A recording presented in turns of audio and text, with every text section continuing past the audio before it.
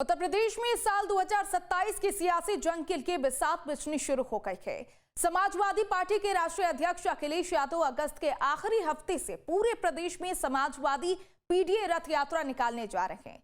लेकिन इस बार एसपी की इस यात्रा में एक बड़ा रणनीतिक बदलाव देखने को मिल सकता है। पार्टी सूत्रों के मुताबिक अखिलेश यादव अपनी इस रथ यात्रा की शुरुआत किसी बड़े हिंदू धार्मिक स्थल से कर सकते हैं। देखिए,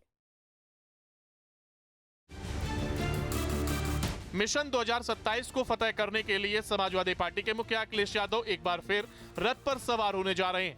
23 अगस्त के बाद उत्तर प्रदेश की सड़क पर समाजवादी पीडीए रथ यात्रा दौड़ती नजर आएगी, लेकिन इस बार चर्चा यात्रा से ज्यादा उसकी शुरुआत को लेकर है। सूत्रों की माने तो अखिलेश यादव इस यात्रा का शंखनाद किसी पावन हिंदू धार्मिक स्थल से करने की तैयारी में है। पार्टी आला कमान इस पर गंभीरता से मंथन कर रहा है। लगातार उत्तर प्रदेश की जनता त्रस्त हो चुकी है।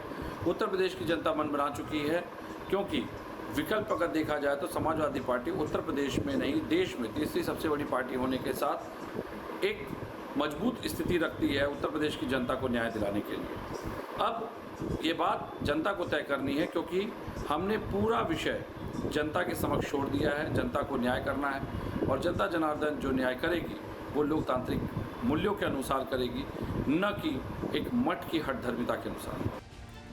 दरअसल समाजवादी पार्टी की इस रणनीति को राजनीति के जानकार सॉफ्ट हिंदुत्व की तरफ बढ़ता कदम मान रहे हैं। अब तक पिछड़ा, दलित और अल्पसंख्यक यानी पीडीए के इर्द गिर्द राजनीति बुनने वाले अखिलेश यादव अब गैर पारंपरिक हिंदू वोटर्स तक अपनी पहुंच बनाना चाहते हैं। माघ मेले के दौरान हुए शंकराचार्य विवाद के बाद से ही अखिलेश बीजेपी के हिंदुत्व के नैरेटिव को सीधे चुनौती देने के बजाय उसे अपने तरीके से संतुलित करने में जुटे हैं। ये अखिलेश यादव जी 4.5 साल तक सोते रहते हैं। जब चुनाव नज़दीक आता है तो इनकी धड़कन बढ़ जाती है। अब सुना है कि वो रथ यात्रा निकालने जा रहे हैं। रथ यात्रा में उसमें पहिया लगाएंगे साइकिल का, और जो साइकिल 17 में ही भ्रष्ट हो चुकी है, तो कितनी चल पाएगी इनकी रथ यात्रा। और दूसरी चीज़, रथ यात्रा पश्चिम से शुरू करेंगे। मथुरा भूल गए, पश्चिम उत्तर प्रदेश के लोगों ने भूला नहीं है। ये जो सनातन, नकली सनातन बनने का ढोंग रहे हैं, ये कालनेमी हैं।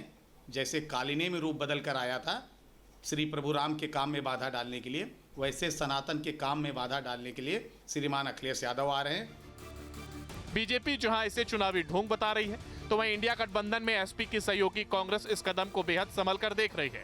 कांग्रेस का मानना है कि आस्था पर किसी एक पार्टी का एकाधिकार नहीं हो सकता। देखिए, भारत एक धर्मनिरपेक्ष देश है।